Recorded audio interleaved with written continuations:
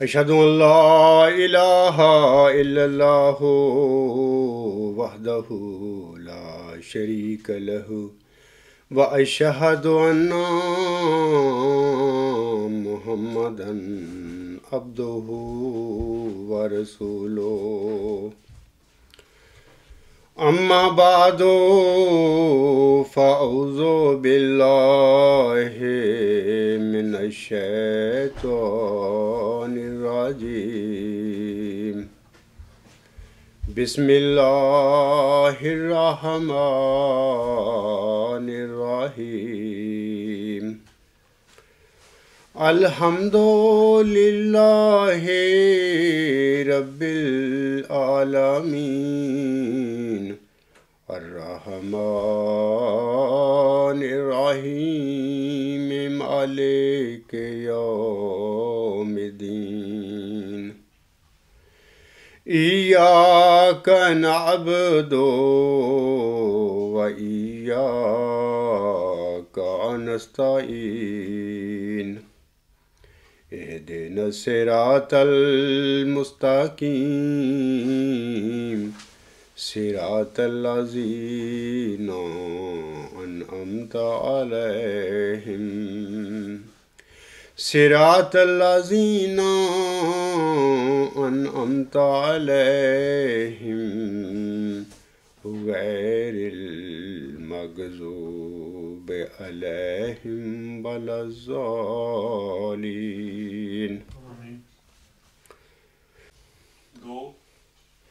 سامعین کرام، خاکسار نے گزشتہ خطبہ جمعہ میں مامور من اللہ یا مرسلوں کی سچائی کے سلسلہ میں قرآن کریم کے 11ویں معیار کا ذکر کیا تھا، جس کے مطابق اللہ تعالیٰ مامور من اللہ اور مرسل پر اعجازی کلام نازل فرماتا ہے۔ مطلب یہ ہے کہ اللہ تعالیٰ مرسلین کو موزانہ کلام اور ایسی حکمت کی باتیں بتاتا ہے جو کہ اعجازی رنگ رکھتی ہوں۔ اب میں مامور من اللہ اور مرسل کی صداقت کے سلسلے میں قرآن کریم کے بیان فرمودہ 12ویں معیار کا ذکر کرتا ہوں۔ ایک مامور من اللہ اور مرسل کی سچائی کے سلسلے میں قرآن کریم کا 12واں معیار وَلَوْ تَقَوَّلَ عَلَيْنَا کا معیار ہے۔ اس قرآنی معیار کا مطلب یہ ہے کہ اللہ تعالیٰ سچے مدعی کے الہامی دعویٰ کے بعد اسے اپنے پیارے نبی صلی اللہ علیہ وآلہ وسلم کی طرح 23 سال کی زندگی عنایت ضرور فرماتا ہے، جو کہ اس کی سچائی پر دلیل ہوتی ہے، برخلاف اس کے جو جھوٹا ملم من اللہ یا مفتری علی اللہ ہوگا، اللہ تعالیٰ اس کو اس کے جھوٹے الہامی دعویٰ کے بعد اپنے پیارے نبی صلی اللہ علیہ وآلہ وسلم کی طرح 23 سال کی زندگی کبھی نہیں بخشے گا۔ وہ ضرور یعنی جھوٹا ملہم من اللہ جو ہوگا، اپنے جھوٹے الہامی دعویٰ کے بعد 23 سال سے پہلے اللہ تعالیٰ اس کو ضرور ہلاک کر دے گا، جیسا کہ اللہ تعالیٰ سورۃ الحاقہ کی آیات نمبر 45 سے لے کر 48 تک یہ 4 آیات ہیں، ان میں فرماتا ہے وَلَوْ تَقَوَّلَ عَلَيْنَا بَعْضَ الْأَقَاوِيلِ لَأَخَذْنَا مِنْهُ بِالْيَمِينِ ثُمَّ لَأَقْطَعْنَا مِنْهُ الْوَتِينَ فَمَا مِنْكُمْ مِنْ أَحَدٍ عَنْهُ حَاجِزِينَ۔ ان آیات میں اللہ تعالیٰ فرماتا ہے وَلَوْ تَقَوَّلَ عَلَيْنَا بَعْضَ الْأَقَاوِيلِ، اور اگر وہ بعض باتیں، وہ سے مراد ہے کہ آن حضرت صلی اللہ علیہ وآلہ وسلم کو اللہ تعالیٰ مخاطب کے حوالے سے لوگوں کو بتاتا ہے کہ اگر وہ بعض باتیں جھوٹی طور پر ہماری طرف منسوب کر دیتا تو ہم اسے ضرور اپنے داہنے ہاتھ سے پکڑ لیتے۔ یہ جو پہلی آیت ہے وَلَوْ تَقَوَّلَ عَلَيْنَا بَعْضَ الْأَقَاوِيلِ، اس آیت کے سلسلے میں خود جناب مرزا بشیر الدین محمود احمد اپنی تفسیر صغیر میں اس کا یہ معنی کرتے ہیں، وہ بھی میں پڑھ دیتا ہوں۔ وہ کہتے ہیں کہ اور اگر یہ شخص یعنی محمد صلی اللہ علیہ وآلہ وسلم ہماری طرف جھوٹا الہام منسوب کر دیتا، خواہ ایک ہی ہوتا، تو ہم یقیناً اس کو دانے ہاتھ سے پکڑ لیتے اور اس کی رگے جان کاٹ دیتے، پھر تم میں سے کوئی ایک بھی اس سے ہمیں روکنے والا نہ ہوتا۔ یہ تو اس کا ترجمہ ہے، لیکن جناب مرزا بشیر الدین محمود احمد اس آخری آیت کے متعلق فرماتے ہیں اور اس صورت میں تم میں سے کوئی نہ ہوتا جو اسے درمیان میں حائل ہو کر خدا کی پکڑ سے بچا سکتا۔ خلیفہ رابع صاحب نے سورۃ الحاقہ کی یہ جو آیات میں نے ابھی پڑھی ہیں 45 سے لے کر 48 تک، ان آیات کے سلسلے میں انہوں نے اپنی جو ان کا قرآن کریم ہے ترجمہ شدہ، ان آیات کے نیچے حاشیہ میں انہوں نے ایک حاشیہ نیچے لگایا۔ میں چاہتا ہوں کہ وہ حاشیہ بھی آپ لوگوں کو پڑھ کر سنا دوں۔ وہ ان آیات کے حاشیہ میں لکھتے ہیں، ان آیات میں ان فاسد خیالات کا رد کیا گیا ہے کہ خدا تعالیٰ کی طرف وحی منسوب کرنے والے کو کوئی دنیاوی طاقت بچا سکتی ہے۔ یعنی ان باتوں کا رد ہے کہ اگر کوئی انسان جھوٹا الہام اللہ کی طرف منسوب کرے گا تو لوگ اس کو بچا سکتے ہیں یا وہ بچ سکتا ہے۔ ان باتوں کی تردید ہے ان آیات میں جو اللہ تعالیٰ نے سورۃ الحاقہ کی آیت نمبر 45 سے 48 تک بیان فرمائی۔ ان میں ان باتوں کا رد ہے کہ ایک جھوٹا شخص اللہ تعالیٰ کی طرف اپنی بات کو، غلط بات کو اللہ کی طرف منسوب کر کے وہ بچ نہیں سکتا، اللہ اس کو ضرور ہلاک کرتا ہے۔ آگے وہ کہتے ہیں امر واقعہ یہ ہے کہ جھوٹے دعویٰ داروں کے پیچھے ضرور کوئی دنیاوی طاقت ہوتی ہے۔ جھوٹے دعویٰ داروں کے متعلق وہ کہہ رہے ہیں کہ ان کے پیچھے کوئی دنیاوی طاقتیں ہوتی ہیں، لیکن سچے جو دعوے دار ہوتے ہیں ان کے پیچھے کوئی نہیں ہوتا، ان کے صرف خدا تعالیٰ ان کے پیچھے ہوتا ہے۔ وہ کہتے ہیں کہ اس کے باوجود اور ان کے مددگار ہلاک کر دیے جاتے ہیں۔ یعنی جھوٹے لوگوں کی وہ بات کر رہے ہیں کہ جھوٹے مدعی جو ہوتے ہیں، اگرچہ ان کے ساتھ بڑے پیچھے تنظیمیں ہوتی ہیں، لوگ ہوتے ہیں، قومیں ہوتی ہیں، کھڑی ہو جاتی ہیں بعض کو غلط فہمی میں، لیکن پھر بھی اللہ تعالیٰ ان کو یعنی جھوٹے مدعیوں کو اور ان کے ساتھیوں کو اللہ ہلاک کر دیتا ہے۔ آگے وہ لکھتے ہیں پس رسول اللہ صلی اللہ علیہ وآلہ وسلم کی صداقت کا یہ عظیم و شان ثبوت ہے، کیونکہ آپ کے دعویٰ کے بعد سارا عرب آپ کا مخالف ہو گیا تھا۔ اس آیت میں یہ بہت ہی لطیف نکتہ بیان فرمایا گیا ہے کہ اگر سارا عرب آپ کا مخالف نہ بھی ہوتا بلکہ تائید میں کھڑا ہو جاتا، تب بھی اس رسول کو اللہ تعالیٰ کی پکڑ سے بچا نہیں سکتا تھا، اگر اس نے ایک معمولی سا جھوٹ بھی خدا پر بولا ہوتا۔ یہ انہوں نے اپنا حاشیے میں لکھی ہیں یہ باتیں، یہ سچی باتیں ہیں، بالکل ایسے ہی ہوتا ہے۔ میں آگے بڑھنے سے پہلے آپ لوگوں کو ایک بات بتانا چاہتا ہوں کہ 2012 کے شروع سے لے کر 2014 کے جنوری فروری میں تک یہ 2 سال کا ایک مبالغہ تھا، مجھے ایک جھوٹے مدعی نبوت نے دیا تھا اور میں نے اس کو سمجھایا اور اس پر اتمام حجت کی اور اس کو بتایا کہ تم بالکل ایک غلطی خوردہ انسان ہو، لیکن اس کے باوجود وہ بندہ میرے ساتھ مبالغہ کرنے پر آ رہا۔ چیلنج دیا اس نے، لکھ کے میری طرف سائن کر کے بھیج دیا، اور یہ جو دعویٰ ہے اس کا وہ میری ویب سائٹ alghulam.com پر آنیئر ہے، لوگ وہاں سے پڑھ سکتے ہیں۔ تو میں نے اتمام حجت کے بعد اس کے دعوے کو قبول کیا۔ انہی دنوں اس کا ایک ساتھی، اس نے بھی کچھ مضمون لکھے، ان مضمونوں میں انہوں نے یعنی اس کے ساتھی نے میرے پر یہ الزام لگایا کہ یہ جو قطع وطین کا ایک اللہ تعالیٰ نے کلیہ اور اصول بیان فرمایا ہے سورۃ الحاقہ میں، اس شخص نے میری پر یہ جھوٹ باندھا کہ یہ جنبہ صاحب اپنا ایک نظریہ پیش کر رہے ہیں اور غلط بات کہہ رہے ہیں۔ اپنے مضامین میں اس نے یہ باتیں میرے متعلق کی کہ یہ جنبہ صاحب کا ایجاد کردہ یا اس کا پیش کیا ہوا، تخلیق کیا ہوا یہ ایک نظریہ ہے جو کہ بالکل بے بنیاد اور جھوٹ ہے۔ بہرحال یہ اس کا ایک جھوٹا الزام تھا مجھ پر، اور میں نے اپنے خطبات میں بھی اور مضامین میں بھی اس کو پھر بتایا کہ یہ میرا پیش کیا ہوا اصول نہیں ہے، نہ میں نے اسے ایجاد کیا ہے، بلکہ جھوٹے ملہم من اللہ کے متعلق اللہ تعالیٰ کا سورۃ الحاقہ میں بیان فرمایا ہوا یہ اصول ہے، میں نے نہیں ایجاد کیا۔ الہامی دعویٰ کے بعد سامعین کرام 23 سالہ زندگی پانے کے اصول جو ہے اللہ تعالیٰ نے فرمایا، اور یہ جو معیار کی نشاندہی ہے حضرت مرزا صاحب علیہ السلام نے اپنی زندگی میں فرمائی ہوئی ہے۔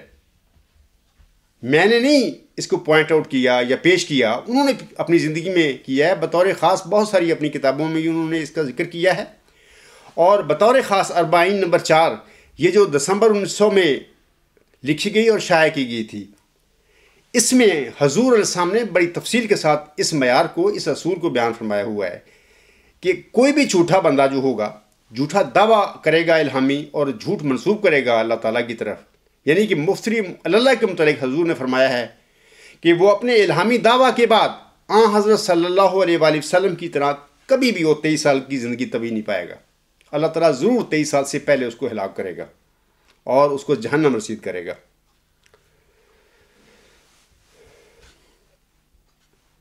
اب میں سورۃ الحاقہ کی یہ مذکورہ آیات میں نے پڑھی ہیں، ان کے متعلق امام مہدی و مسیح موعود السلام نے کس طریقے سے جھوٹے مدعی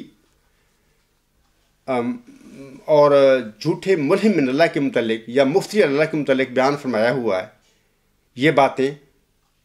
اس کے متعلق میں ان کی کتاب 40 نمبر 4 روحانی خزائن جلد 17 صفحہ 434 پر سے ایک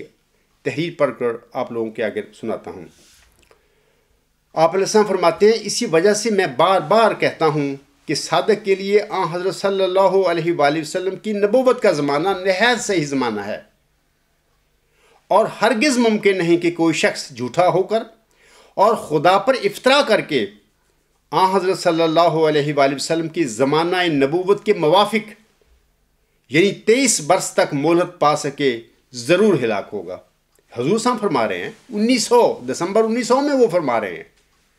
آج اگر ایک ان کا غلام اس معیار کو کسی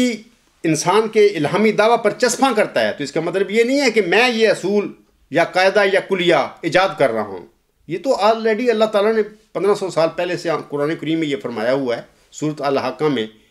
آیت نمبر 45 سے 48 تک اسی اصول اور قاعدہ کا ذکر ہے۔ دوسرا میں حوالہ پڑھ دیتا ہوں حضور صاحب کا، یہ اسی کتاب میں ہے، یعنی 40 میں روحانی خزائن جلد 17 صفحہ 433 پر حضور صاحب کے یہ الفاظ ہیں۔ آپ علیہ السلام فرماتے ہیں، اور قرآن شریف میں 100 جگہ اس بات کو پاؤ گے کہ خدا تعالیٰ مفتری اللہ کو ہرگز سلامت نہیں چھوڑتا، اور اسی دنیا میں اس کو سزا دیتا ہے اور ہلاک کرتا ہے۔ حضور صاحب نے ان الفاظ میں یہ فرما دیا ہے کہ جو مفتری اللہ جھوٹا ملہم ہوگا بنا ہوا، اس کو اللہ تعالیٰ اس دنیا میں ہلاک کرے گا اور سزا بھی دے گا، اور 23 سال سے پہلے اس کو موقع نہیں دے گا 23 سال زندگی پانے کا، حضرت صلی اللہ علیہ وسلم کی طرح۔ اگر ایک جھوٹا بندہ ہو، الہام گھڑتا ہو اپنے پاس سے، الہامی دعویٰ کر کے بیٹھا ہو، اور وہ بھی 23 سال سے زیادہ عرصہ دنیا میں زندگی گزار لے، تو اس طرح پھر آسم کے دعوے پر، سچے دعوے پر حرف آتا ہے۔ آسم کے آپ سچے ملہم من اللہ تھے، آپ پر سچی وحی اللہ کی نازل ہوئی تھی قرآن کریم، تو اس پر پھر فرق پڑے گا۔ تو مرزا صاحب فرما رہے ہیں کہ ایسا کبھی نہیں ہوگا کہ ایک جھوٹا ملہم من اللہ، ایک جھوٹا شخص جو اپنے پاس سے الہام گڑتا ہے، وہ بھی حضرت صلی اللہ علیہ وسلم کی طرح 23 سال کی زندگی پالے۔ اللہ تعالیٰ 23 سال کی زندگی اس کو نہیں دے گا، اس کو اسی دنیا میں 23 سال سے پہلے ہلاک بھی کرے گا، اس کو سزا بھی دے گا۔ ایسے ہی میں تیسرا حوالہ بھی آپ لوگوں کے آگے حضور صاحب کا پڑھ دیتا ہوں۔ حضور صاحب فرماتے ہیں، جس رات میں نے اپنے اس دوست کو یہ باتیں سمجھائیں، یہ حوالہ اسی کتاب کا ہے 40 کا، روحانی خزائن جلد 17 صفحہ 436 پر ہے یہ حضور صاحب کے الفاظ۔ آپ صاحب فرماتے ہیں، جس رات میں نے اپنے دوست کو یہ باتیں سمجھائیں تو اسی رات مجھے خدا تعالیٰ کی طرف سے وہ حالت ہو کر جو وہی اللہ کے وقت میرے پر وارد ہوتی ہے، وہ نظارہ گفتگو کا دوبارہ دکھلایا گیا۔ اور پھر الہام ہوا کل ان ہد اللہ هو الہدا، یعنی خدا نے جو مجھے اس ایت لو تقبل علینا کے متعلق سمجھایا ہے وہی معنی صحیح ہیں۔ اس کا مطلب ہم یہ کہہ سکتے ہیں کہ حضور صاحب کو قطع بتین کے سلسلے میں الہامی طور پر جو بتایا گیا تھا، کیا بتایا گیا تھا؟ یہ بتایا گیا تھا کہ ایک جھوٹا الہامی دعویٰ کرنے والا یا مفتری اللہ اپنے الہامی دعویٰ کے بعد حضرت صلی اللہ علیہ وآلہ وسلم کی طرح 23 سال کی طبی زندگی نہیں پا سکے گا۔ اللہ تعالیٰ 23 سال سے پہلے اس شخص کو، جھوٹے بندے کو ہلاک بھی کرے گا اور اس کو اس دنیا میں سزا بھی دے گا۔ تو یہ جو باتیں ہیں اللہ تعالیٰ نے حضرت مرزا صاحب پر بھی الہاماً کھولیں، اور انہوں نے اس کے بعد پھر یہ ایک معیار، ایک اصول لوگوں کو دیا، دنیا کو دیا کہ دیکھو یہ چیز، یہ معیار میرے پر، یعنی 1900 میں انہوں نے فرمایا یہ معیار مجھ پر اپلائی کرو، اور دیکھو میں اپنے الہامی دعویٰ کے بعد کتنی زندگی پا چکا ہوں۔ اب میں ایک مناظرہ، ایک یادگیر کا ذکر کرنا چاہتا ہوں سامعین کے آگے۔ یہ یادگیر شہر ہے انڈیا کا، وہاں پر یہ نومبر 1963 میں ایک مناظرہ ہوا تھا جماعت احمدیہ قادیان اور دیوبندی مولویوں کے درمیان۔ تو جماعت احمدیہ قادیان کی طرف سے مولوی محمد سلیم صاحب تھے، مناظر تھے، اور مخالف جو تھے دیوبندی علماء، ان کی طرف سے مولوی محمد اسماعیل صاحب یہ گفتگو کر رہے تھے، یا انہوں نے گفتگو کی تھی اس زمانے میں۔ سامعین کرام، جماعت احمدیہ کا جو مناظر تھا مولوی محمد سلیم صاحب، وہ یہ جو مناظرہ یادگیر ہے چھپا ہوا ہے، یہ نظارت دعوت تبلیغ قادیان کی طرف سے چھپا ہوا ہے۔ جماعت احمدیہ قادیان کا جو مناظر تھا مولوی محمد اسماعیل صاحب، وہ اس مناظرہ کے صفحہ 84 پر وہ فرماتے ہیں، وہ کہتے ہیں کہ اگر حضرت صلی اللہ علیہ وآلہ وسلم جھوٹا الہام بنا لیتے تو اللہ تعالیٰ آپ کو پکڑ لیتا اور آپ کی رگے جان کاٹ دیتا۔ علماء اسلام ہمیشہ اس آیت سے یہ استدلال کرتے چلے آئے ہیں کہ جھوٹا الہام بنانا ایسی جعل سازی ہے جسے اللہ تعالیٰ معاف نہیں کرتا، اور اگر کوئی ایسا شخص دنیا میں پایا جائے جو الہام کا دعویٰ کرتا ہو اور وہ اپنے اس دعویٰ میں جھوٹا ہو تو دعویٰ کے بعد حضرت صلی اللہ علیہ وآلہ وسلم کی طرح 23 سال کی مہلت نہیں پا سکتا۔ مولوی محمد اسماعیل صاحب یہ بھی کہتے ہیں کہ حضرت مرزا صاحب سے پہلے عالم اسلام میں جو علماء جید ہیں، یعنی ربانی علماء ہیں، وہ بھی ان آیات کا یہی معنی کرتے ہیں، یعنی ان کو بھی ان آیات کی یہی تفہیم معلوم ہوئی اور ان کا بھی یہی عقیدہ تھا۔ اور پھر حضرت مرزا صاحب سامنے بھی 1900 کے قریب یہی ان آیات کی تفسیر فرمائی، بلکہ اللہ تعالیٰ نے حضور صاحب کو الہاماً بتایا کہ ان آیات کا یہی مطلب ہے کہ کوئی بھی جھوٹا ملہم من اللہ، کوئی بھی مفتری اللہ اپنے الہامی دعوے کے بعد حضرت صلی اللہ علیہ وآلہ وسلم کی طرح 23 سال کی زندگی اس دنیا میں نہیں پا سکے گا۔ یہ جو مولوی محمد سلیم صاحب کا یہ میں نے اسٹیٹمنٹ پڑھی ہے، یہ جو مناظرہ یادگیر کے صفحہ 84 پر ہے، اس کے پڑھنے کے بعد جو مخالف مولوی تھا محمد اسماعیل صاحب فاضل دیوبند نے ان آیات کو معیار نبوت پر چسپاں کرتے ہوئے سامعین کرام جواباً یہ کہا تھا کہ مرزا صاحب اپنے دعویٰ نبوت کے 6 سال بعد فوت ہو گئے تھے، لہذا وہ نعوذ باللہ جھوٹے تھے۔ اس کے جواب میں، یعنی مولوی محمد اسماعیل صاحب دیوبندی کے جواب میں، پھر قادیانی مولوی محمد سمیع صاحب نے جواباً فرمایا، وہ کہتے ہیں کہ آپ، یعنی غیر احمدی جو مولوی محمد اسماعیل صاحب تھا، آپ نے کہا ہے کہ مرزا صاحب دعویٰ نبوت کے بعد صرف 6 سال زندہ رہے، حالانکہ ہم نے جو آیت وَلَوْ تَقَوَّلَ عَلَيْنَا پیش کی ہے اس میں دعویٰ نبوت نہیں بلکہ دعویٰ الہام کا ذکر ہے، جس کی طرف لفظ تقول اشارہ کر رہا ہے۔ دعویٰ الہام کے بعد تو حضرت مرزا صاحب علیہ السلام قریباً 40 برس تک زندہ رہے، اور یہ اسی جو مناظرہ یادگیر ہے صفحہ نمبر 98 پر یہ الفاظ ہیں ان کے۔ اس کا مطلب یہ ہوا کہ خود قادیانی مولوی جو ہے محمد سمیع صاحب اس بات کی تائید بھی کر رہا ہے، تصدیق بھی کر رہا ہے کہ یہ آیات جو ہیں سورۃ الحقہ کی، یہ جھوٹے ملہم من اللہ کے متعلق ہیں۔ یہ مدعی نبوت کے متعلق بطور خاص نہیں ہیں، کیونکہ ان آیات میں یہ تخصیص ہے ہی نہیں کہ دعوے دار مجددیت کا دعویٰ کر رہا ہے یا وہ نبوت کا کر رہا ہے۔ یہ آیات صرف الہام کے متعلق ہیں کہ اگر کوئی بندہ جھوٹا الہام بنائے گا اور اللہ کی طرف منسوب کرے گا اور اس الہام کی بنا پر کوئی دعویٰ کرے گا، خواہ وہ نبوت کا دعویٰ کرے یا مسئلے کا دعویٰ کرے،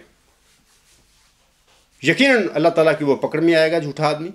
اللہ تعالیٰ اس کو اس دنیا میں ہی 23 سال سے کم عرصہ میں ہلاک بھی کرے گا اور اس کو سزا بھی دے گا۔ اب میں خلیفہ ثانی کے دعویٰ کی طرف آ رہا ہوں کہ جناب خلیفہ ثانی صاحب کو خلافت کی گدی پر بیٹھتے ہی 1914 میں اس کے خوشامدی مریدوں نے قدرت ثانیہ کے مظہر اور المسیح الموعود ڈکلیئر کر دیا تھا 1914 میں، حالانکہ 1908 میں خود مرزا بشیر الدین محمود احمد تشریح الاذہان میں جو مضمون وہ لکھا کرتا تھا، ان میں خود وہ اقرار کرتا ہے اس بات کا کہ وہ جو مسیل مبارک احمد ہے، وہ جو ذکی غلام ہے، وہ جو مسیح موعود ہے،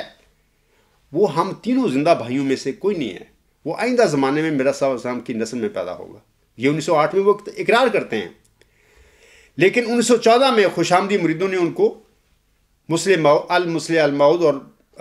قدرت ثانیہ کا مظہر ڈکلیئر کر دیا تھا۔ اللہ تعالیٰ کی اطلاع دینے سے پہلے سامعین کرام، حضرت صلی اللہ علیہ وآلہ وسلم اور حضرت مرزا صاحب السلام کے بشمول دونوں کے جو بھی پہلے 1,24,000 مرسل دنیا میں گزرے ہیں، ان میں سے کسی نبی رسول کے متعلق اس کی قوم میں سے کسی نے اس کے دعویٰ سے پہلے نبی اور رسول ڈکلیئر نہیں کیا تھا، بلکہ ان سب کو بشمول حضرت صلی اللہ علیہ وآلہ وسلم اور حضرت مرزا صاحب علیہ وسلم، اور میں سمجھتا ہوں کہ مجھے بھی شامل کر لیں ان میں، کہ مجھے بھی جب تک اللہ تعالیٰ نے نہیں بتایا، اس سے پہلے کبھی میری قوم میں، میرے گھر میں بھی، میرے ماحول میں بھی کسی نے مجھے نہ مسیح نہ ذکی غلام کسی نے نہیں کہا تھا، نہ کسی پہلے نبی کو، رسول کو اس کی قوم میں سے کسی نے کہا تھا۔ یہ صرف بشیر الدین محمود کے متعلق یہ واقعہ ہوا تھا۔ میں آج 1-2 باتیں اپنی زندگی کے متعلق بتانا چاہتا ہوں، یہ بہتر ہے میں آپ لوگوں کو بتا دوں، تو اس سے متقی اور سعید روحیں جو ہیں ضرور فائدہ اٹھائیں گی۔ میری زندگی کے متعلق یہ 2 واقعے ہیں، میں آج تک کبھی میں نے نہ ان واقعات کو کتابوں میں لکھا ہے، نہ میں کبھی خطبات میں بیان کیا تھا۔ تو اسی سے میں پہلا واقعہ یہ ہے کہ جب میری عمر 10 سال کی تھی، یہ 1964 کے لگ بھگ کی بات ہے، میں 4تھی کلاس میں پڑھا کرتا تھا۔ ایک دفعہ میں اپنے زمین میں ہی ہم رہا کرتے تھے، زمین سے نزدیک ہمارے ڈاور گاؤں تھا، تو 2 کلومیٹر 1.5-2 کلومیٹر کے فاصلے پر تھا، تو اکثر میری ماں یا ہم لوگوں کو سودا صرف لینے کے لیے ڈاور جانا پڑتا تھا زمین سے۔ ایک دفعہ کی بات ہے کہ میں اپنی والدہ صاحبہ کے پیچھے پیچھے میں بھی جا رہا تھا، وہ جا رہی تھی ڈاور کچھ سودا لینے کے لیے، تو میں چھوٹا تھا، 10 سال میری عمر تھی، تو میں بھی والدہ صاحبہ کے پیچھے پیچھے اس کے ساتھ چل پڑا۔ ڈاور کے قریب جب پہنچے ہم لوگ، داخل ہونے سے پہلے میں اپنی والدہ صاحبہ سے ذرا پیچھے تھا، مطلب کہ بالکل ساتھ نہیں چل رہا تھا، تھوڑا سا فاصلے پر میں چل رہا تھا۔ تو میری والدہ صاحب کو ایک آدمی، ہمارا برادری کے آدمی تھا، وہ رشتہ دار تھا دور سے، اس کا نام تھا محمد حسن، ایک بزرگ آدمی تھا، ایک سچا انسان تھا۔ میں نے بھی اس کو دیکھا ہوا اب زندگی میں، انتہائی شریف النفس آدمی تھا۔ تو وہ میری ماں سے ملا، باتیں ہو رہی تھیں، تو ایسا ایسا میں بھی چلتا چلتا قریب آ گیا اپنی والدہ صاحبہ کے۔ جب میں قریب پہنچا تو اس نے ایک بات کی میری ماں سے، اس نے میری طرف اشارہ کر کے میری والدہ صاحبہ سے کہا کہ بہن فاطمہ، اس نے تو پنجابی میں کہا تھا، میں اردو میں بتا دوں، بہن فاطمہ یہ جو تیرا لڑکا ہے یہ ایک عام لڑکا نہیں، اس کا دھیان رکھنا۔ یعنی اس نے یہ لفظ کہا ہے میری ماں کو، تو یہ لفظ اس کے میرے کان میں بھی پڑ گئے۔ میں پیچھے پیچھے چل رہا تھا ماں کے، ذرا ایک فاصلے پر تھا۔ اچھا، میری ماں نے اسے باتیں کرنی شروع کر دی کہ میرے تینوں بچے اچھے ہیں، یعنی کوئی بھی ماں تخصیص نہیں کیا کرتی اپنی اولاد میں، اس کی نظر میں سارے ہی بچے ایک جیسے ہوتے ہیں۔ تو میری ماں نے اس سے یہ کہنا شروع کر دیا میرے دوسرے بچے سارے ایک جیسے ہیں، اچھے ہیں، یہ وہ۔ اصل میں جس کانٹیکسٹ میں وہ اس شخص نے میری ماں کو یہ کہا تھا، میری ماں سمجھ نہیں سکی۔ میری ماں کسی اور طرف چلی گئی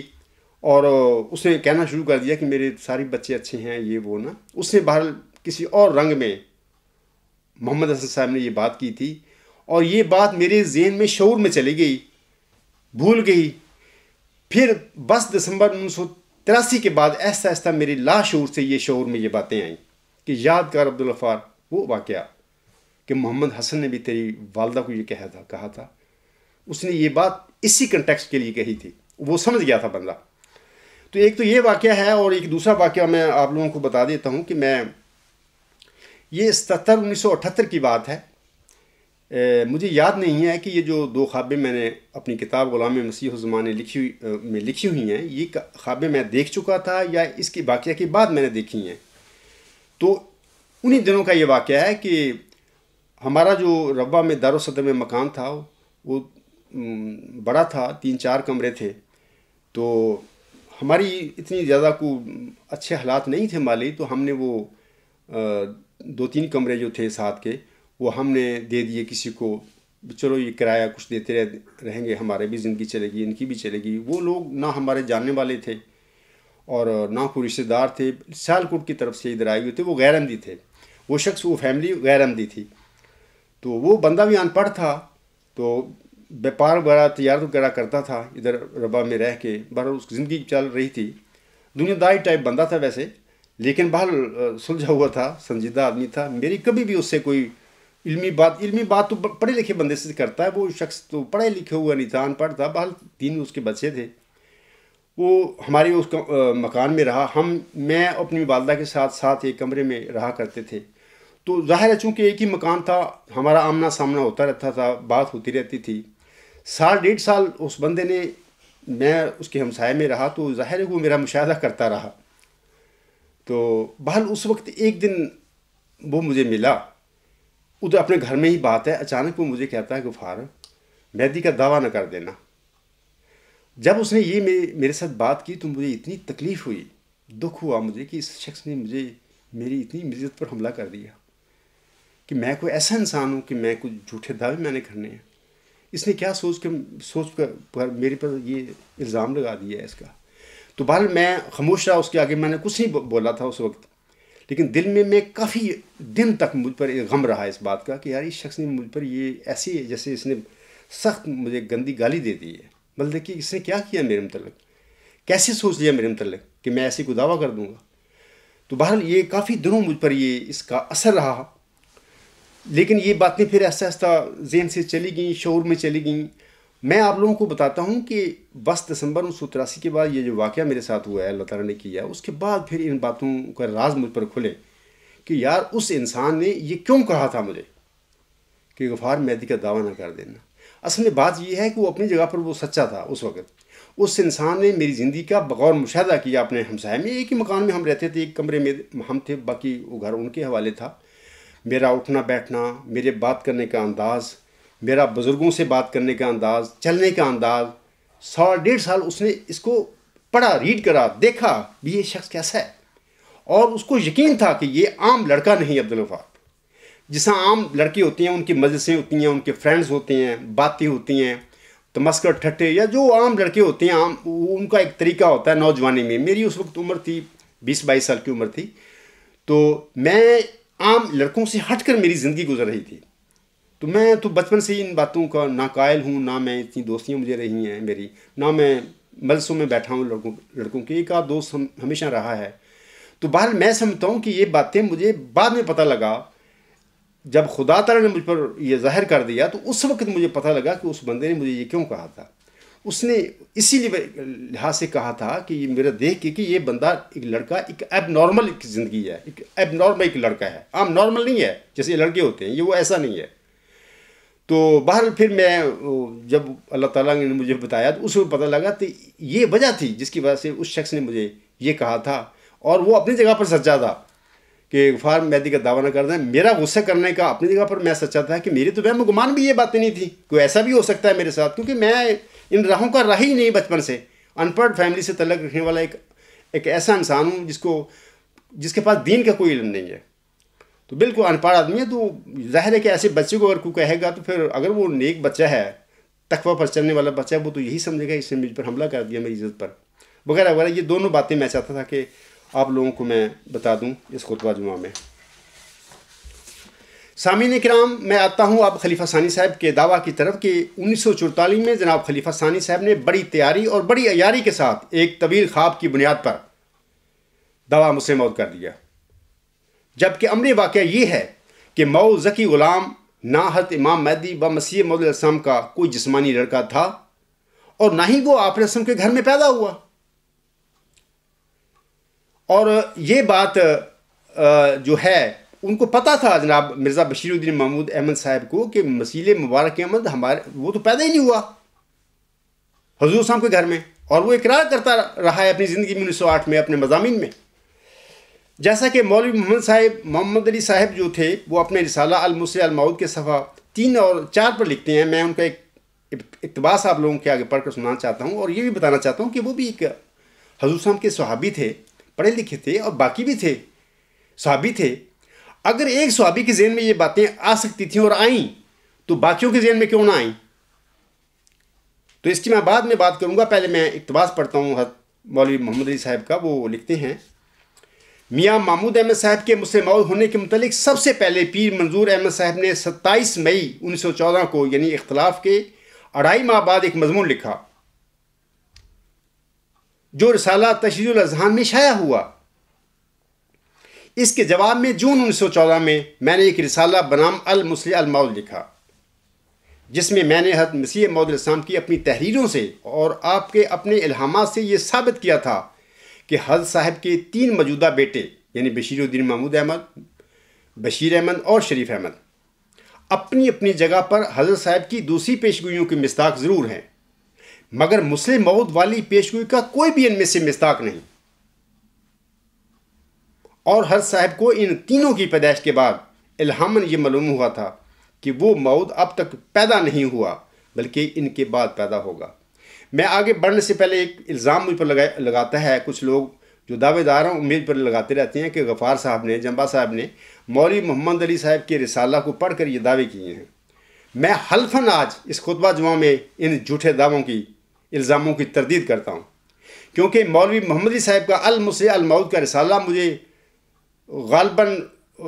2001 یا 2 میں کسی دوست نے مجھے دیا تھا،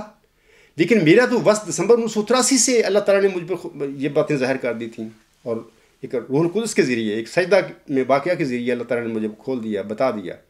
اور یہ سب اللہ تعالیٰ نے باتیں مجھے بتائیں، اور لوگ گواہ ہیں 2001 سے پہلے، یعنی اس المسیح الموعود جو محمد علی صاحب کا رسالہ ہے، اس سے پہلے سے لوگ جانتے ہیں کہ میں نے اپنے ماحول میں سنجیدہ لوگوں سے یہ باتیں کی ہوئی ہیں، ان کو دلائل دی ہوئی ہیں۔ تو یہ توارد کہہ سکتے ہیں کہ مولوی محمد علی صاحب کو بھی اللہ تعالیٰ نے اتنا شعور اور سمجھ دیا تھا، ایک تقویٰ تھا ان میں،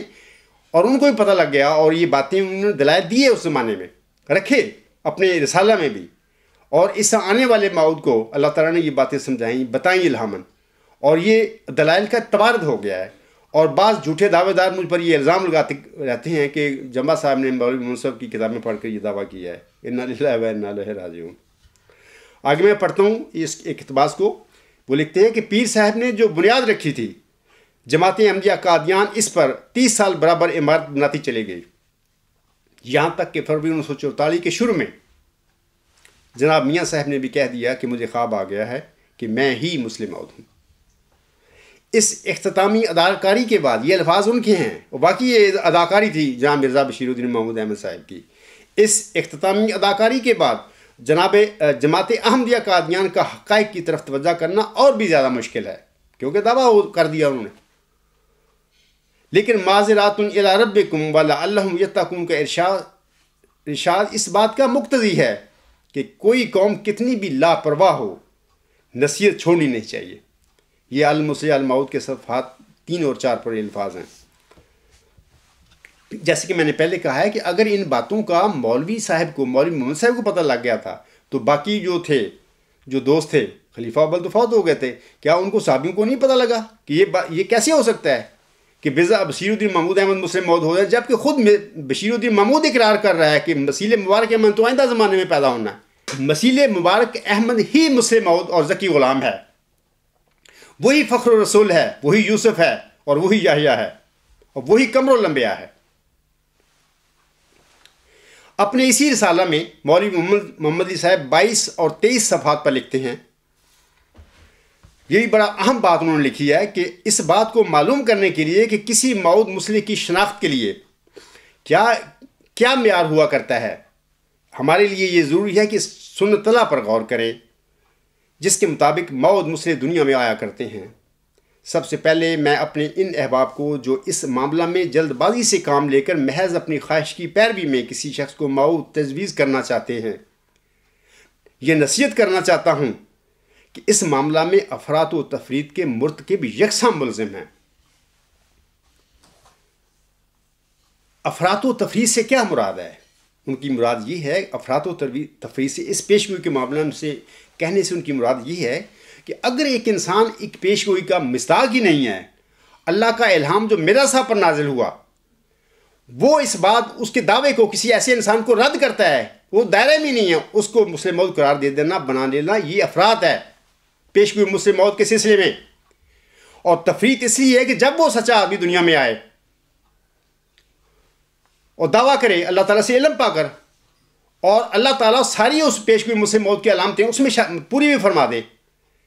لیکن لوگ اس وجہ سے کہ پہلے دعویٰ ہو چکا ہے وہ جھوٹا ہے یا سچا ہے اس کے دعوے کی طرف توجہ نہ کریں، یہ تفریط ہے پیشگوئی مسلم موعود کے سلسلے میں یہ اس کی وضاحت میں کر رہا ہوں یہاں پر۔ آگے وہ لکھتے ہیں، یعنی ایک شخص جو در حقیقت اللہ تعالیٰ کی طرف سے مامور ہو کر آتا ہے اور دنیا کی اصلاح کا کام اس کے سپرد کیا جاتا ہے، اور کسی پہلے نبی یا ولی کی پیشگوئیاں بھی اس پر صادق آتی ہیں، کو رد کرنے والا ضرور ملزم ہے۔ اب وہ بتا رہے ہیں تفریط کا، انہوں نے پہلے بتا دیا ہے کہ اس کو رد کرنے والا ضرور ملزم ہے، مگر ایسا ہی ملزم وہ شخص ہے جو محض ایک قیاس اور اٹکل کی بنا پر اور ان یقینی اور قطعی علامتوں کے پائے جانے کے بغیر جن سے کسی مسلم موعود کی شناخت ہو سکتی ہے کسی شخص کو مسلم موعود قرار دے لیتا ہے۔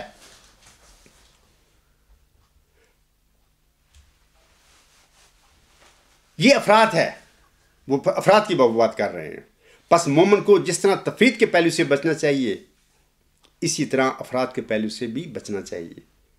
اس شخص کے لیے جو ایک مقام کا حقدار نہیں، وہ مقام تجویز کر دینا، خاص ساری جماعت اکٹھی متفقہ طور پر اجماعی طور پر یہ کام کر لے تب بھی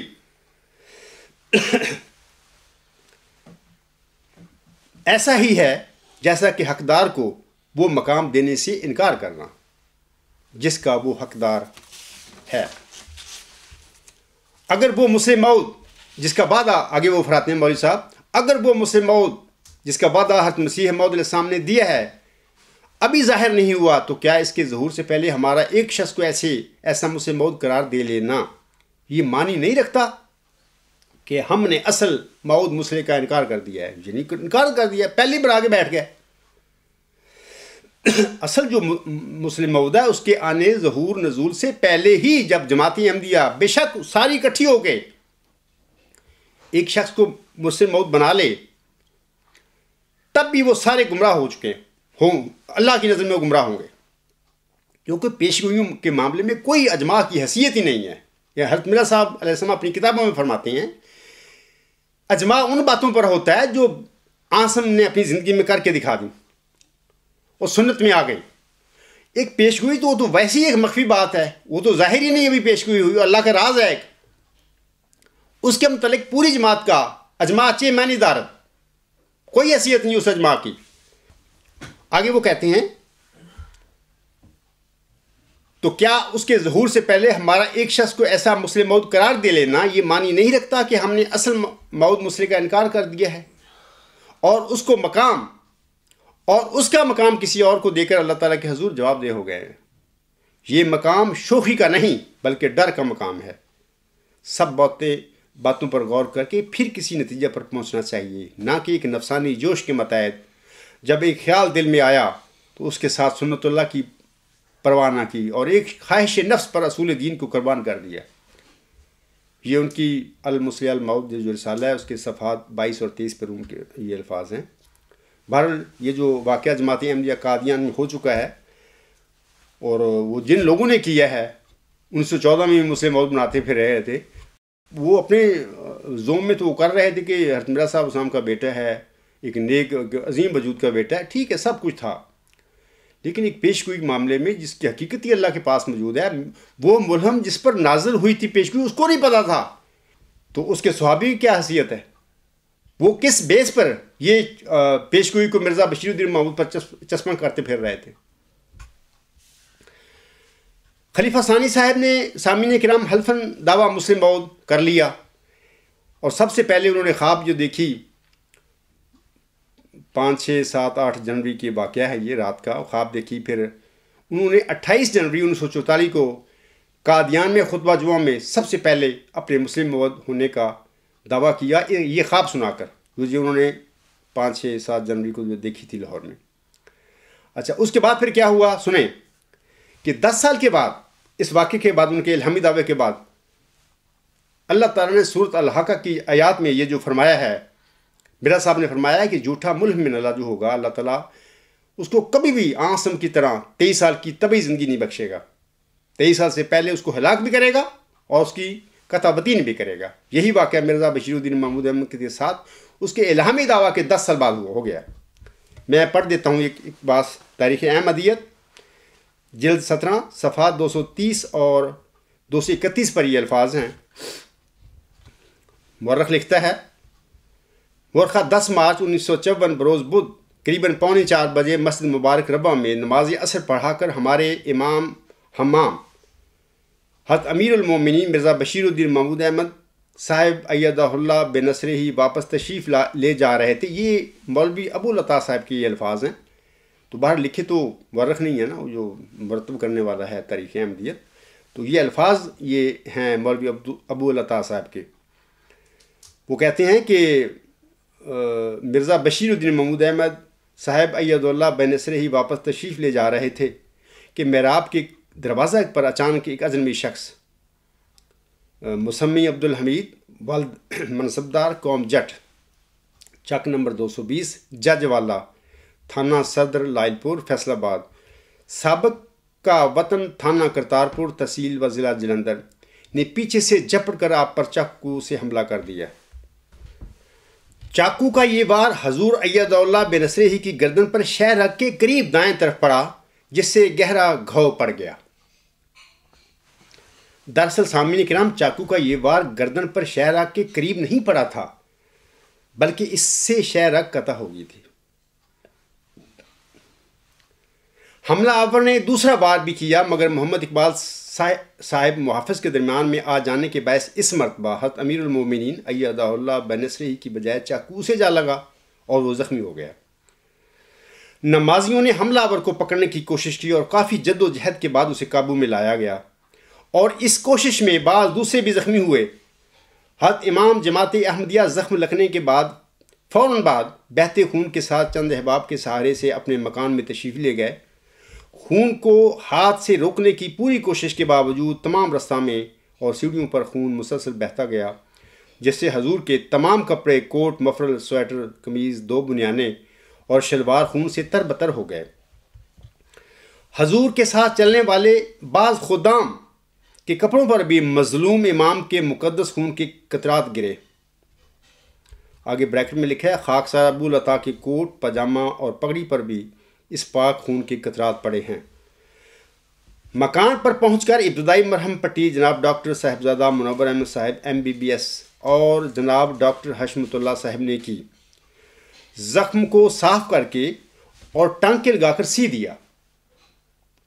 ابتدا میں یہ خیال تھا کہ زخم 1.25 انچ گہرا اور 3 انچ چوڑا ہے، لیکن جب رات کو لاہور سے مشہور سرجن جناب ڈاکٹر ریاض قدیر صاحب تشریف لائے اور انہوں نے زخم کی حالت دیکھ کر ضروری سمجھا کہ ٹانکے کھول کر پوری طرح معائنہ کیا جائے،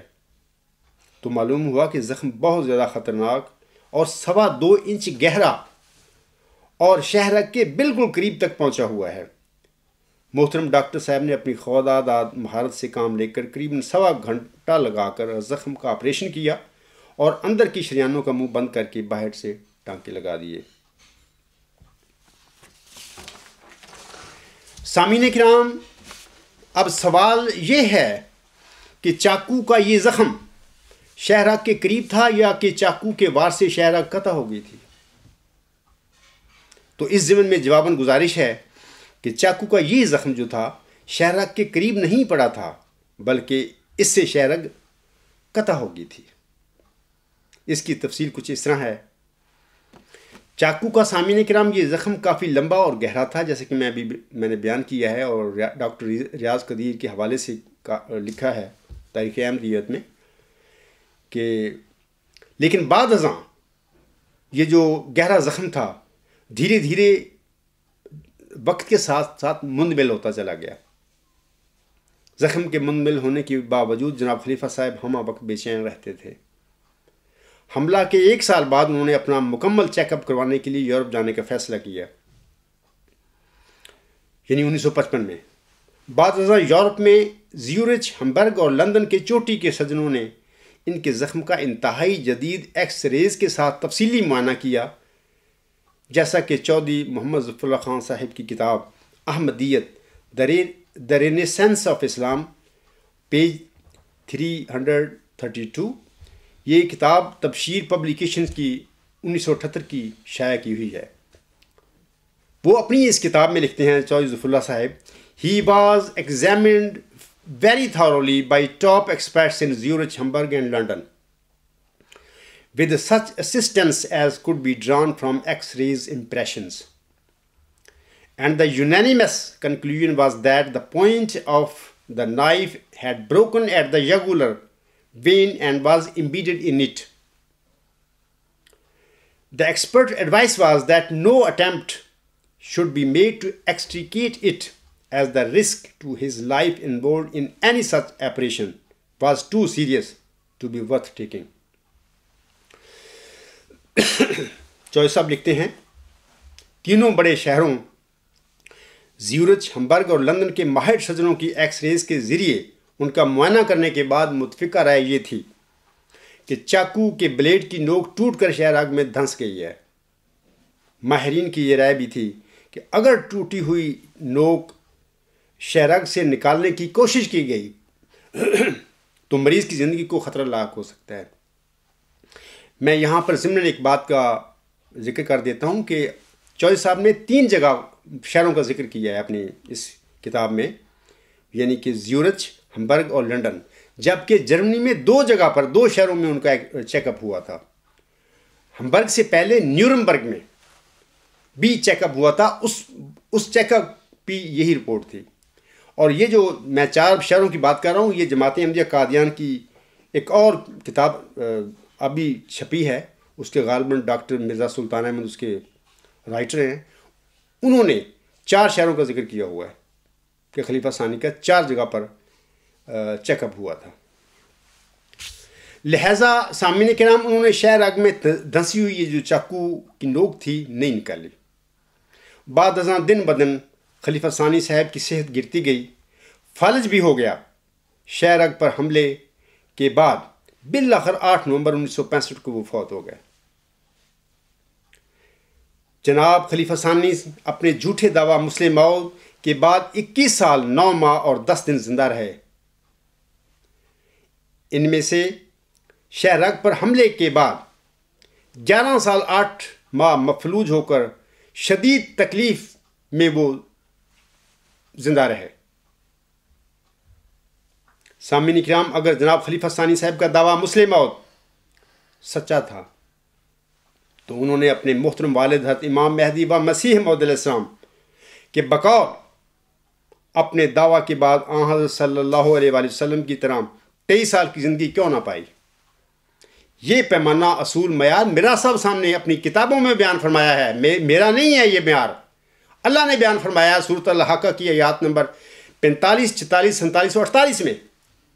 اور مرزا صاحب کو بھی الہاماً پتہ لگا کہ یہ سچے ملہم من اللہ اور سچے مرسل کا یہ صداقت کا ایک نشان ہے کہ وہ آسم کی طرح ضرور 23 سال زندگی کے پائے گا۔ تو پھر مرزا بشیر الدین محمود نے اپنے الہامی دعویٰ کے بعد 23 سال کی زندگی کیوں نہ پائی؟ ان کے دعویٰ کے 10 سال بعد ہی اللہ تعالیٰ نے ان کی قطع بطین کیوں کر دی؟ اس کا مطلب یہ ہے کہ ان کا دعویٰ مسلم موعود قرآن کریم کے معیار کے بالکل برخلاف تھا۔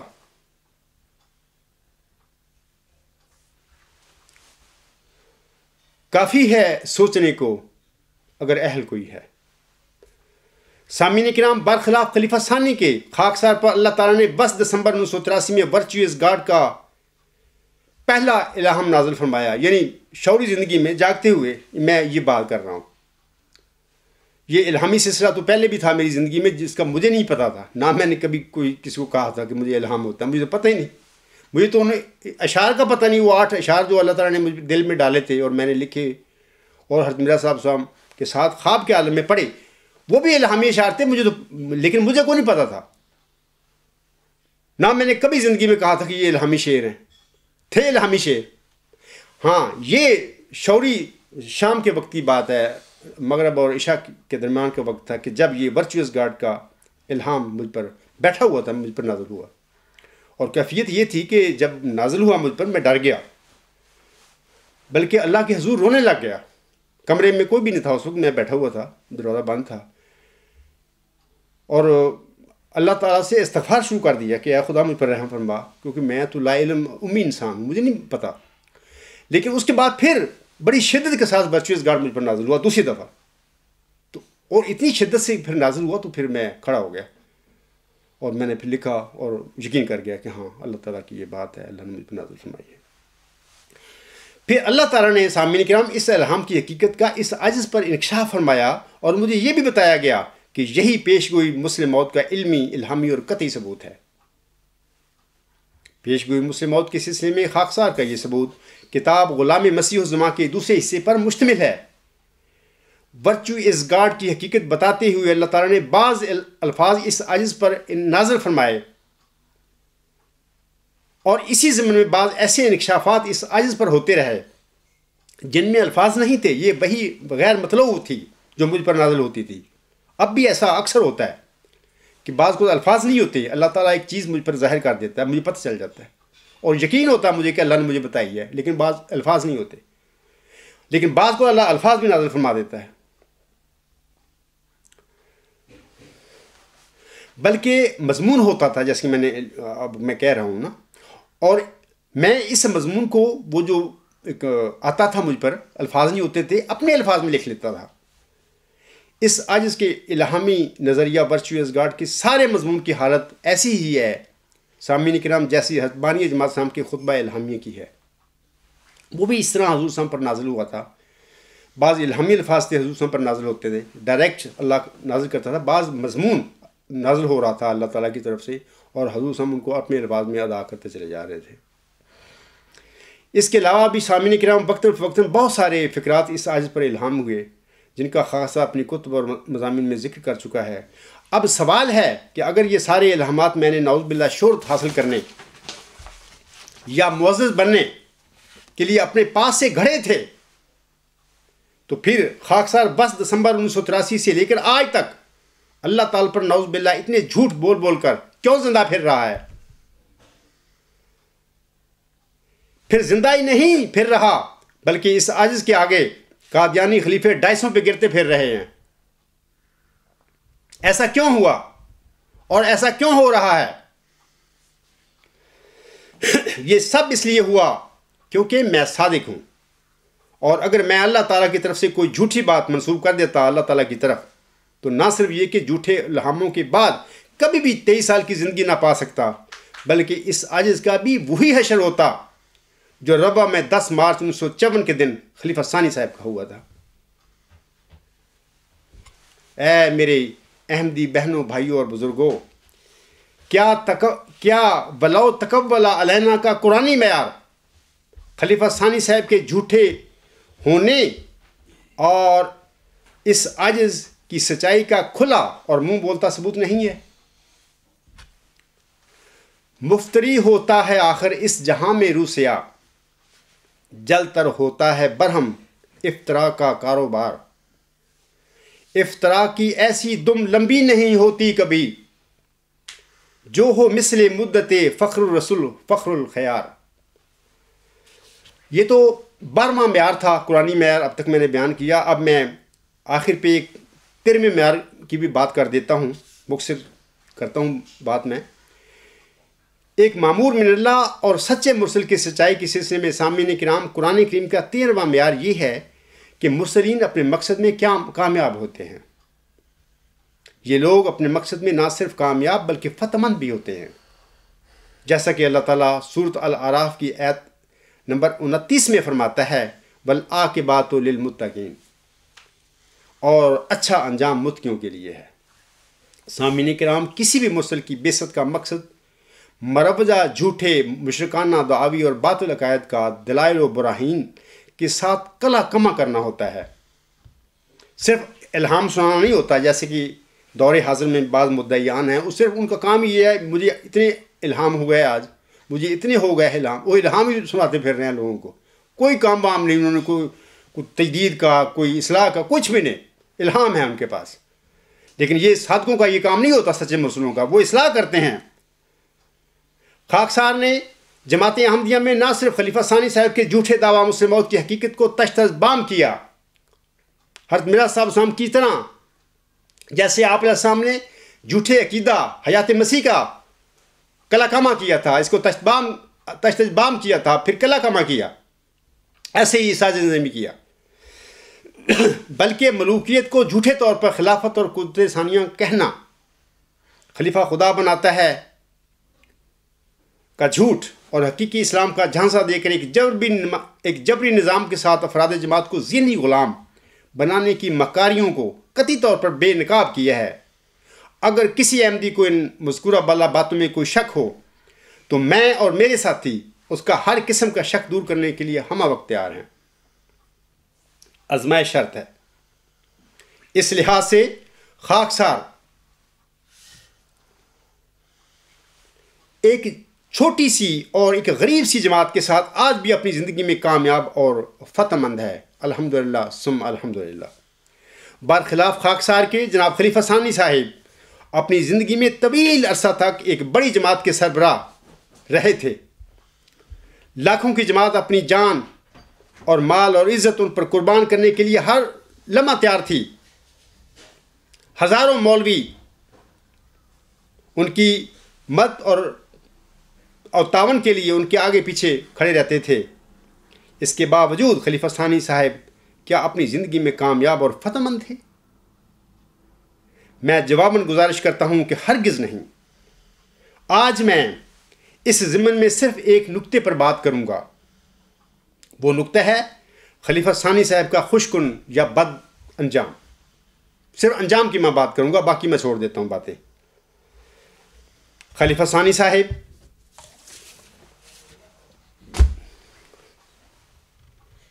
اپنے انجام کے متعلق تفسیر کبیر جلد 10 صفحہ 571 پر لکھتے ہیں، وہ لکھتے ہیں، اللہ تعالیٰ کا احسان ہے کہ اس نے مجھے یہ خوشخبری دی ہے کہ اللہ تعالیٰ میرے کاموں کو پورا کرے گا اور میرا انجام نہایت خوشکن ہوگا۔ چنانچہ 1942 میں اللہ تعالیٰ نے مجھے الہاماً فرمایا، موتن حسن فی وقت حسن، کہ حسن کی موت بہترین موت ہوگی اور ایسے وقت میں ہوگی جو بہترین ہوگا۔ اس الہام میں مجھے حسن رضی اللہ تعالیٰ عنہ کا بروز کہا گیا ہے اور بتایا گیا ہے کہ اللہ تعالیٰ میری ذات کے ساتھ تعلق رکھنے والی پیشگوئی کو پورا کرے گا اور میرا انجام بہترین انجام ہوگا اور جماعت میں کسی قسم کی خرابی پیدا نہ ہوگی۔ فالحمدللہ علی ذالک۔ یہ تو ان کا اپنا سٹیٹمنٹ ہے، الہام ہے اپنی زندگی کے بارے میں کہ میرا جو انجام ہے بڑا خوشکن ہوگا، بہترین ہوگا۔ لیکن یاد رکھیں کہ اپنے جھوٹے دعویٰ مسلم موت کے نتیجے میں خلیفہ ثانی صاحب پر قاتلانہ حملے کے نتیجے میں اس کی شرح قطع ہو گئی تھی، اور وہ الحقہ کا جو اللہ تعالیٰ نے ایک اصول جھوٹے ملہم من اللہ کا بیان کیا ہوا ہے، مفتری اللہ کا، اور جس کی مرزا صاحب علیہ السلام نے تصدیق فرمائی ہے، اس کو معیار قرار دیا ہے، وہ ان کے وجود میں پورا ہو گیا 10 سال کے بعد ازاں وہ مفلوج ہو کر ایسا ایسا عبرت کا نشان بنتا چلا گیا۔ وہ دماغی طور پر بھی اور جسمانی طور پر بھی اپاہج ہو کر کم و بیش 10 سال بستر مرگ پر ایڑیاں رگڑتا رہا۔ ایک دنیا گواہ ہے اس بات کی اور تصدیق کرتی ہے اور گواہیاں دیتی ہے اس بات کی جو میں کہہ رہا ہوں۔ زندگی کے آخری 10 سالوں میں جماعتی امور سے عملاً لا تعلق ہو چکا تھا۔ بطور یاد دہانی دوبارہ عرض کرتا ہوں کہ یہ بیانات اور تاثرات جن کا اب میں ذکر کروں گا میرے نہیں بلکہ خلیفہ ثانی صاحب کے اپنے ہیں، جو آپ ہی کے جاری کردہ موقر روزنامہ الفضل میں شائع ہوئے تھے۔ آپ الفضل 12 اپریل 1955 میں آپ کی طرف سے یہ بیان ہے کہ مجھ پر فالج کا حملہ ہوا اور اب میں پخانہ پیشاب کے لیے بھی امداد کا محتاج ہوں، 2 قدم بھی چل نہیں سکتا۔ یہ خوش کن انجام تو نہیں ہے۔ دوسرا سنیے کہ وہ الفضل 26 اپریل 1955 کے الفضل میں ان کی طرف سے لکھا جاتا ہے کہ 26 فروری کو مغرب کے قریب مجھ پر بائیں طرف فالج کا حملہ ہوا اور تھوڑے وقت کے لیے میں ہاتھ پاؤں سے معذور ہو گیا، دماغ کا عمل معطل ہو گیا اور دماغ نے کام کرنا چھوڑ دیا۔ حضرت مرزا صاحب السلام ان کے والد بھی ایک مدعی تھے مسیح موعود اور مہدی موعود ہونے کے، بلکہ امتی نبی ہونے کے تھے۔ ان پر تو کوئی اس قسم کا واقعہ نہیں ہوا۔ بیمار ہونا کوئی بری ایسی بات نہیں ہے کہ اللہ کے مرسل بیمار ہوتے ہیں، ان کو بخار ہوتا ہے، چھوٹی موٹی بیماریاں ان کو ہوتی ہیں، عام نارمل دنیا کی بیماریاں جو دوسرے انسانوں کو لگتی ہیں ان کو بھی لگتی ہیں، لیکن خبیثانہ جو بیماریاں ہیں، ایسی بیماریاں جن میں انسان بالکل اور جو سزا کے طور پر آتی ہیں خدا کی طرف سے، وہ بیماریاں سچے مرسلوں کو نہیں ہوا کرتی، نہ مرزا صاحب السلام کو ہوئی تھیں۔ تو یہ مرزا بشیر الدین محمود احمد کی اپنی بیانات ہیں جو اپنے متعلق وہ بتا رہے ہیں۔ ایسے ہی کہتے ہیں وہ 26 اپریل 1955 کے ہی اخبار الفضل میں وہ ان کی طرف سے لکھا جاتا ہے کہ میں اس وقت بالکل بیکار ہوں اور 1 منٹ نہیں سوچ سکتا۔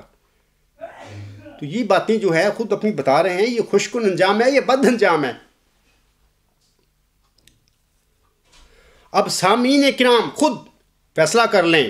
نتیجہ نکال لیں کہ جناب خلیفہ ثانی صاحب کا سورۃ الاعراف کی آیت نمبر 29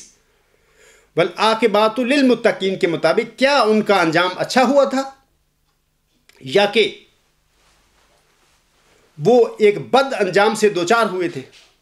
خود فیصلہ کر لو، یہ سب کچھ تمہارے پاس ہے، یہ آن ریکارڈ باتیں ہیں تاریخ احمدیت میں۔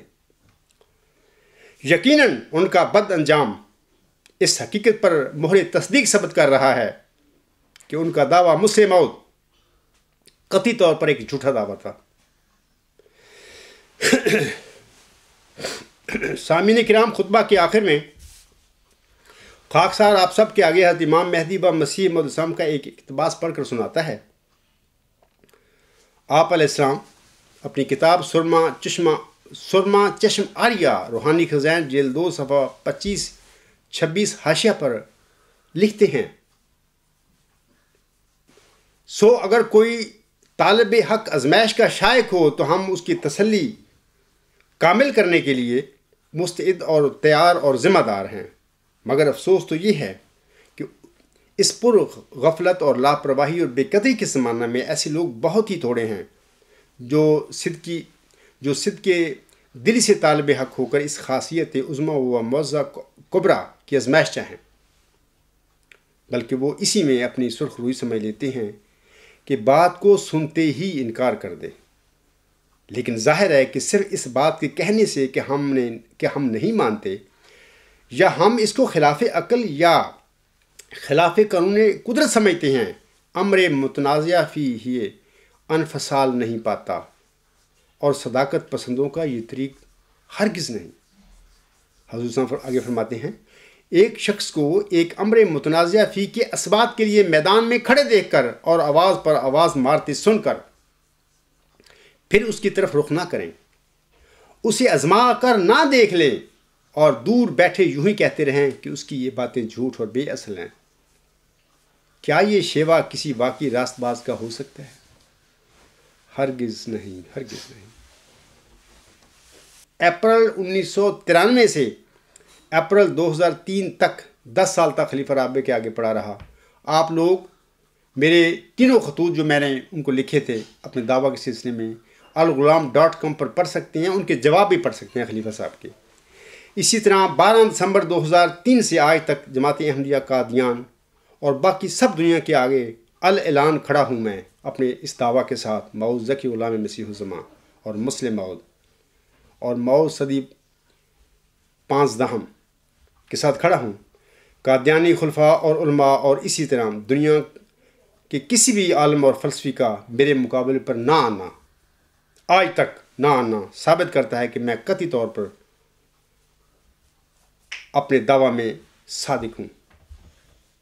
اور میں وہی ہوں جس کی اللہ تعالیٰ نے حضرت مرزا غلام احمد علیہ السلام کو 20 فروری 1886 کی الہامی پیشگوئی میں بطور ذکی غلام بشارت دی تھی۔ اللہ تعالیٰ آپ سب کو اس حقیقت کو سمجھنے اور اس پر ایمان لانے کی توفیق عطا فرمائے، آمین ثم آمین۔ اور یہ بھی یاد رکھیں کہ جماعت احمدیہ قادیان میں خلیفوں اور مولویوں نے رب ذوالجلال کو کس طرح قومایا ہوا ہے، اپنا غلام بنایا ہوا ہے، کس طرح وہ خدا ان کا جو ہے قومایا ہوا، کس طرح ان کو خلیفہ بناتا جا رہا ہے وہ۔ تو اس سارے ڈرامے کی جو ایک تصویر ہے، مشہور شاعر استاد دامن اس طرح کھینچتے ہیں، وہ کہتے ہیں کوئی میرے رب نو بچائے، کوئی میرے رب نو چھڑائے، مولویاں تے پنڈتاں اینوں کس کے رسے پائے، کوئی میرے رب نو بچائے، کوئی میرے رب نو چھڑائے۔ بہرحال اللہ تعالیٰ سے دعا ہے کہ اللہ تعالیٰ جماعت احمدیہ قادیان کے خلیفوں کو اور ان کو مولویوں کو عقل اور فہم اور روشنی بخشے، تا وہ اس دجل سے خود بھی باہر نکل آئیں اور پوری جماعت کو یہ جنہوں نے گمراہ کیا ہوا ہے، اس طرح پوری جماعت کو بھی اس دجل سے، اس گمراہی سے نکلنے کی توفیق مل جائے، آمین ثم آمین۔ وما علینا الا البلاغ وآخر دعوانا ان الحمد للہ رب العالمین۔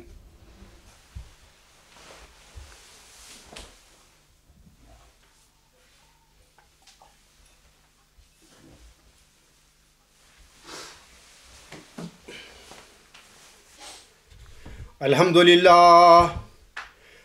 للہ نحمدہ ونستعینہ ونستغفرہ ونؤمن بہ ونتوکل علیہ ونعوذ باللہ من شرور انفسنا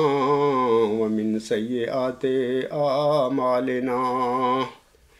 من یہدہ اللہ فلا مضل لہ ومن یضللہ فلا ہادی لہ، ونشہد ان لا الہ الا اللہ ونشہد ان محمدا عبدہ ورسولہ۔ عباد اللہ رحمکم اللہ، ان اللہ یأمر بالعدل والاحسان وایتاء ذی القربی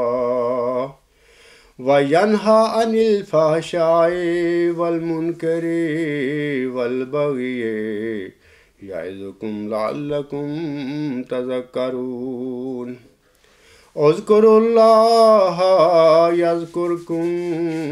وَادْعُوهُ يَسْتَجِبْ لَكُمْ وَلَذِكْرُ اللَّهِ أَكْبَرُ۔